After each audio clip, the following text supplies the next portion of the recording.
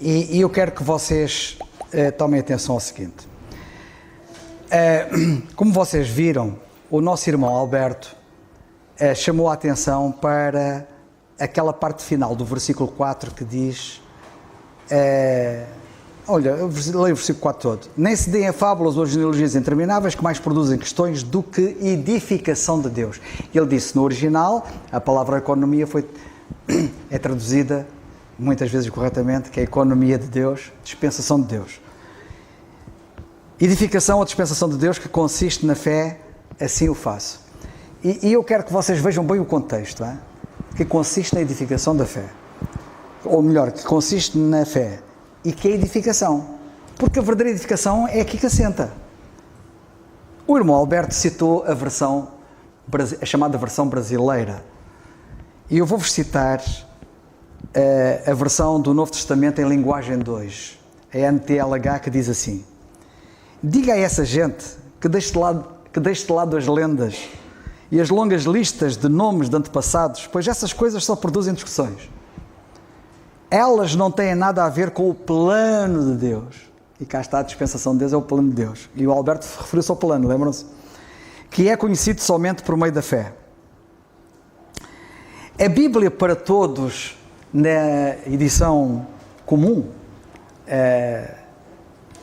que também é conhecida, da Sociedade Bíblica, diz assim, este versículo: que eles não se deixem levar por lendas, nem por... Que eles não se deixem levar por lendas, nem por listas intermináveis de antepassados. Isto serve mais para provocar discussões do que para realizar os planos de Deus. A outra dizia o plano de Deus, os planos de Deus, que conhecemos pela fé. A famosa versão inglesa, American Standard Version, diz assim, eu traduzi: nem se deem a fábulas e genealogias intermináveis que ministram questionamentos, em vez da dispensação de Deus, que consiste na fé. Darby, John Nelson Darby, o famoso advogado crente, que esteve na origem do chamado movimento dos chamados irmãos, traduz a dispensação de Deus que consiste na fé. Ele tem uma das versões mais famosas, a versão de Darby, em inglês, e também em francês, que ele também traduziu a Bíblia para o francês. E penso que também para o alemão, mas não quero dizer nenhum disparate. Warren Wiersbe, o grande ensinador da Bíblia, o chamado 3W Man, o homem 3Ws, ele tem 3 nomes, que é W, começa cada um com um W. E é o Warren Wiersbe, grande ensinador da Bíblia, grande expositor das Escrituras, um irmão amado, já está na glória, partiu há pouco tempo para o Senhor e escreveu tanto que ele escreveu, e tanta coisa boa que, se puderem, quando vocês virem um livro de Warren Wiersbe, adquiram, porque é bom, é de confiança. Vocês não vão pelos títulos, vão pelos autores. O Warren Wiersbe diz que a edificação de Deus deve ser lida por mordomia ou a administração de Deus. E o Alberto também falou nisso, dispensação de Deus, ou mordomia ou administração de Deus, ou seja, a dispensação de Deus. Os linguistas famosos da língua grega e que têm dicionários famosos da língua grega para nós percebermos o significado das palavras do original no grego, os linguistas famosos Vine e West dizem o mesmo. São dois diferentes, eles não trabalharam em conjunto, cada um deles fez uma obra diferente. Dizem o mesmo. Em qualquer caso, deixai-me dizer que a verdadeira edificação de Deus consiste na fé, como diz a nossa versão. E o que é fé? É corpo de doutrina. E aqui quero chamar a atenção para isso. Atenção, que quando a Bíblia fala em fé, e eu já tive a ocasião de dizer isto e mostrar pelas Escrituras, fé pode querer dizer uma de 3 coisas. A mais comum, a mais conhecida, a mais popular é a fé-confiança. Fé no sentido de crer em. Mas fé não se esgota nisso. A palavra fé quer dizer mais do que isso. A palavra fé, noutras ocasiões, e já vamos ver, significa corpo de doutrina, ou seja, o conjunto de doutrinas em que nós acreditamos também é chamado fé. Por exemplo, Judas diz que nós devemos combater pela fé que uma vez foi dada aos santos. E a fé que foi dada aos santos foi o corpo de doutrina. E nós temos que combater por essa verdade. E depois existe a fé, dignidade de confiança. Ou seja, a fé também é utilizada para dignidade de confiança. Eu vou dar um exemplo. O apóstolo Paulo, quando escreveu aos Tessalonicenses, a dada altura ele disse: a fé não é de todos. O que é que ele quis dizer com isso? É só ler o contexto. Nem todos são dignos de confiança. Dignidade de confiança também quer dizer, fé também quer dizer dignidade de confiança. Por exemplo, já estou crucificado com Cristo, disse ele, e vivo não mais eu, mas Cristo vive em mim. E a vida que agora vivo na carne, vivo-a na fé do Filho de Deus.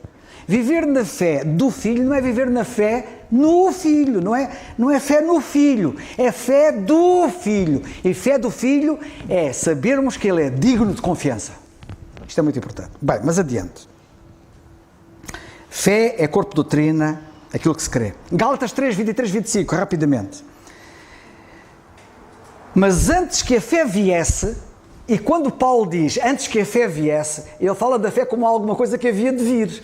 E esta coisa que havia de vir, a que ele chama fé, era o corpo de doutrina que pertence à Igreja, o corpo de Cristo. Antes que a fé viesse, estávamos guardados debaixo da lei. E, evidentemente, antes deste corpo de doutrina, as pessoas estavam debaixo da lei, que era outro corpo de doutrina, que não tem nada a ver com este. Antes que a fé viesse, perdão, estávamos guardados debaixo da lei e encerrados para aquela fé que se havia de manifestar. Corpo de doutrina. Mas depois, versículo 25 diz ele, mas depois que a fé veio, o corpo de doutrina veio, já não estamos mais debaixo de aio. E se vocês lerem o contexto, o aio, o pedagogo, era o indivíduo na família judaica que educava as crianças até elas atingirem a idade da razão, até elas saberem decidir por si, até elas se saberem orientar. Ou seja, o aio era o indivíduo que dizia aos filhos, dos senhores das casas, das famílias, o que é que se deve fazer e o que é que não se deve fazer. Epá, não faças isso. Epá, faz aquilo.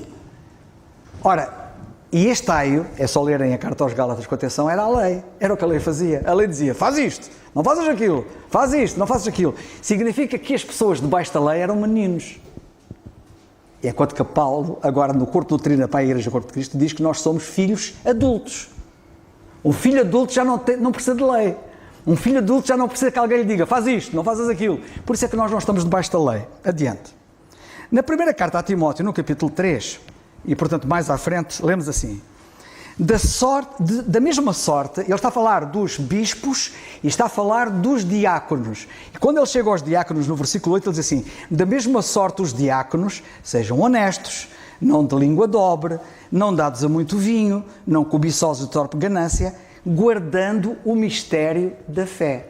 Agora vocês reparem que este corpo de doutrina, que nós já vimos, que é caracterizado como fé é corpo de doutrina, o apóstolo aqui levanta um bocado mais o véu e diz que é o mistério da fé. Porque este corpo de doutrina era um segredo. Este corpo de doutrina não estava revelado, nunca foi revelado antes. É Paulo que fala dele. E ele diz que os diáconos, não é só para anciãos, não é só para bispos. Os próprios diáconos têm que ser fortes nisto. E têm que guardar, têm que ser guardiões desta pérola, deste tesouro. O apóstolo Paulo utiliza muito para esta verdade, chama-lhe tesouro. Guardar o bom tesouro, guardar o bom depósito. Este depósito de corpo de doutrina tem que ser, é um tesouro que tem que ser guardado. Guardando o mistério da fé numa consciência pura. Na primeira carta a Timóteo, capítulo 1, versículos 18 a 20, nós estamos no capítulo 1, versículo 4, mais à frente nos versículos 18 a 20, lemos assim. Este mandamento dou, meu filho Timóteo, que segundo as profecias que houve acerca de ti, milites por elas boa milícia. E depois diz ele assim a Timóteo, conservando a fé. Ó Timóteo, tu conserva a fé, corpo de doutrina. Conservando a fé e a boa consciência, rejeitando a qual, alguns rejeitaram este corpo de doutrina à fé, rejeitando a qual, alguns fizeram naufrágio na fé. E o Dário há pouco falou um pouco acerca disto. Alguns, rejeitando este corpo de doutrina, rejeitando a fé, fizeram naufrágio na fé. E entre esses foram Himeneu e Alexandre, que ele também citou há pouco, os quais entreguei a Satanás para que aprendam a não blasfemar. Agora, reparem o naufrágio na fé. Nós temos uma passagem bíblica no livro dos Atos dos Apóstolos que é uma perfeita ilustração desta verdade. e desta realidade de que Paulo fala aqui no capítulo 1, versículos 18 e 20, que é fazer naufrágio na fé. Nós temos que guardar como um tesouro o corpo de doutrina. E temos de ter cuidado, porque se não guardarmos, vamos fazer naufrágio. E sabem o que é que quer dizer isto? Ora bem, em Atos 27, em Atos dos Apóstolos 27, a partir do versículo 9, lemos assim. E esta passagem é uma passagem fantástica, muita gente não percebe esta passagem. Porque esta passagem, aliás, como toda a Bíblia, não é? Ela é cheia de ensinamentos. E às vezes são ensinamentos que não são assim óbvios. Não são assim óbvios, mas vocês vão perceber. E vocês reparem bem o que é que está aqui nesta passagem. E passado muito tempo... o apóstolo Paulo estava a ir numa viagem para Roma. E ia de navio. E passou... Deixa-me utilizar a expressão portuguesa que a Hugo Miller não conhece, passou as passas do Algarve. Tens que falar com o Carlos para ele te explicar o que são as passas do Algarve. E com a Ana Teresa. Ele passou as passas do Algarve. Agora, ele está nesta viagem para Roma e acontece isto. Passado muito tempo, e sendo já perigosa a navegação, pois também o jejum já tinha passado, Paulo os admoestava dizendo-lhes: varões, vejo que a navegação há de ser incómoda e com muito dano, não só para o navio e carga, mas também para as nossas vidas. E aqui deixai-me dizer uma coisa. Isto além do relato desta narrativa histórica de um acontecimento que ocorreu, é uma alegoria. Porque esta viagem é uma alegoria da nossa viagem por esta vida. E na viagem por esta vida, eu quero vos dizer que a viagem, como diz aqui a passagem, a navegação é tantas vezes incómoda. Isto não é fácil. Mas deixa-me dizer uma coisa, mas com o Senhor é o máximo. Ninguém tenha medo, ok? Mas é incómodo. Navegação incómoda. Há de ser incómoda e com muito dano, ok? Não só para o navio e carga, mas também para as nossas vidas. Há muita coisa que se vai perder. E há muita coisa que nós perdemos nesta viagem, nesta vida. É para vocês não percam. Não percam os tesouros que Deus vos quer dar. Continuando. Mas o centurião queria mais no piloto e no mestre do que no que dizia Paulo. O centurião lá do navio, era o que guardava Paulo, não é? O Paulo estava preso. Ele ia na viagem preso para Roma. E tinha lá um centurião a tomar conta dos presos. E diz a Bíblia que o centurião queria mais no piloto e no mestre do que no que dizia Paulo. Ora bem, o próprio piloto, evidentemente, porque se o centurião queria mais no que o piloto dizia do que o que Paulo dizia, evidentemente que o que o piloto dizia não era o que Paulo dizia. O piloto dizia uma coisa e Paulo dizia outra. Certo? É claro, é óbvio. Agora, vocês sabem que na língua grega a palavra piloto é a mesma palavra que aparece em 1 Timóteo capítulo 3, quando fala dos bispos. E diz: convém que o bispo saiba governar a sua casa. A palavra para governar, porque se não sabe governar a sua casa, como é que ele sabe governar a igreja de Deus? A palavra para governar a casa e a igreja de Deus é piloto. E qual é a lição? Os pilotos, que são os que governam as igrejas, têm que ouvir o que Paulo diz. Porque se não ouvirem o que Paulo diz, o que ele ensina, na nossa navegação por esta vida, vai haver muita perda e vai haver naufrágio. Vai ser terrível. Vocês perceberam? Não vou explicar mais. Versículo 21. Havendo já muito que se não comia, então Paulo pôs-se em pé no meio deles, disse: fora na verdade, eu gosto desta frase dele, fora na verdade razoável, ó varões, ter-me ouvido a mim. Vocês, agora sou eu que falo. Agora eu, Carlos Oliveira, o coitado de mim que não sou nada, sou eu agora que falo.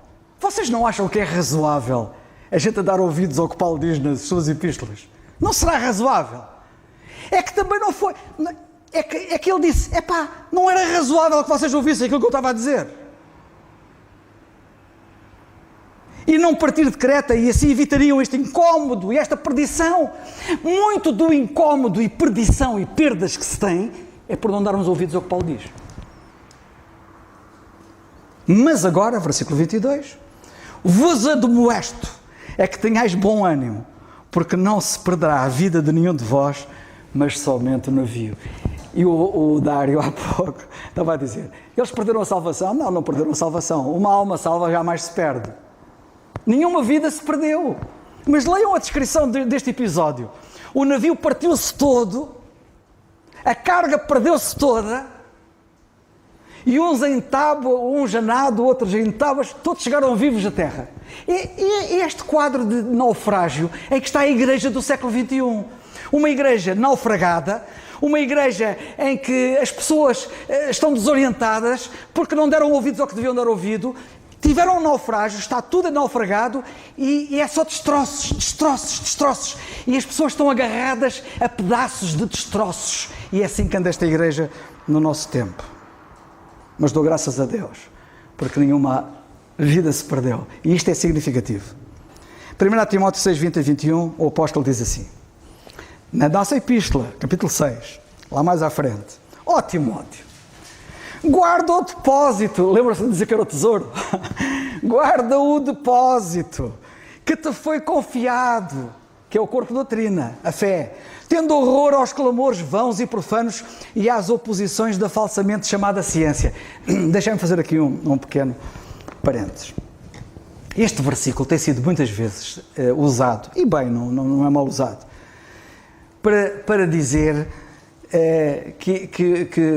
que há muita falsa ciência hoje em dia e refirma ao mundo científico, a muitas declarações que se fala, que se diz da ciência, que a ciência diz e que nós sabemos que há uma falsamente chamada ciência. E a prova de que há uma falsamente chamada ciência, para que não haja para aí algum erudito que pense que é erudito e que nós somos os ignorantes, então ouça bem se algum erudito nos estiver a ouvir, que há realmente falsamente chamada ciência. E a maior prova, eu não sou cientista, e a maior prova de que há uma falsamente chamada ciência é o facto de irmos à história e vermos o que é que era considerado aqui há uns tempos atrás científico e passou a ser história da carochinha, porque afinal não era ciência nenhuma.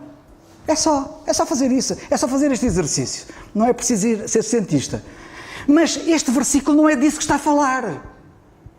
Este versículo tem sido usado, e bem, porque o mandamento do Senhor é amplíssimo, mas não é disso que o apóstolo está a falar. O apóstolo está a falar às oposições do falsamente chamado conhecimento. Anda para aí muita gente que diz que conhece da Bíblia, coitadinhos. Coitadinhos. É como o piloto, não é? Também pensava que sabia. Anda para aí muito piloto a pensar que sabe.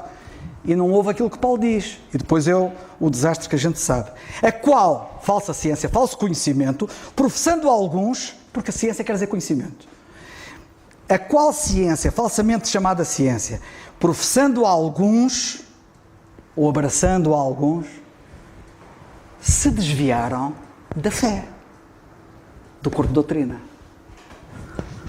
A graça seja contigo. Amém. Epá, como a gente precisa da graça. Estou quase a acabar. Na segunda carta a Timóteo, no capítulo 4, em versículo 7, mas já agora ficam com um quadro mais claro sobre esta questão da fé, corpo de doutrina. Paulo chega ao fim da vida dele, na segunda carta, sabem, foi a última carta que ele escreveu, e está no último capítulo e diz isto: combati o bom combate. Eu podia dizer aqui muita coisa, mas não posso dizer que temos que ir embora. Mas quando se fala no bom combate, só há um combate que é bom. E o único combate que é bom é combater por estas verdades. E era isso que ele combatia. E olha o que ele diz a seguir: acabei a carreira. E ele não disse que acabou a vida. Ainda tinha vida para viver, ainda viveu mais algum tempo.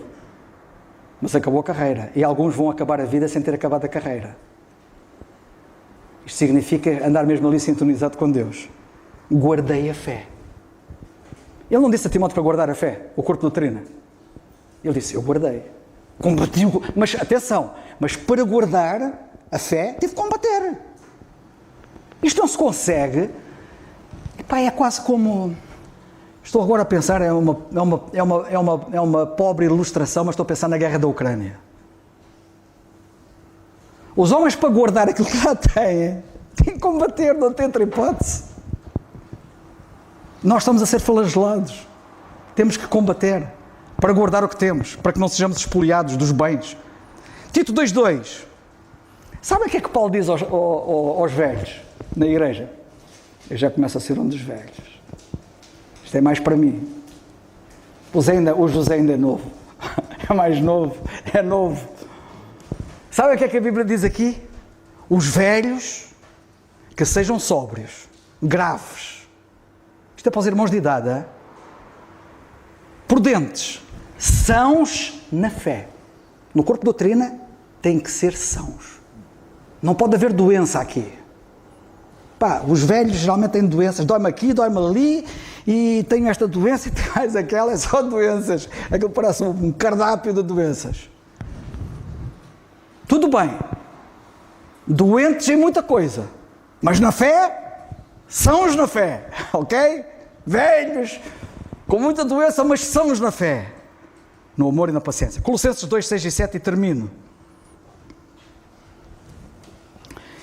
Diz ele assim aos Colossenses: como pois recebeste o Senhor Jesus Cristo, assim também andai nele, arraigados, ou seja, enraizados, e edificados nele, e confirmados na fé, assim como foste ensinados. Notem, confirmados na fé. Nós todos temos que ser confirmados na fé, corpo de doutrina, como fostes ensinados.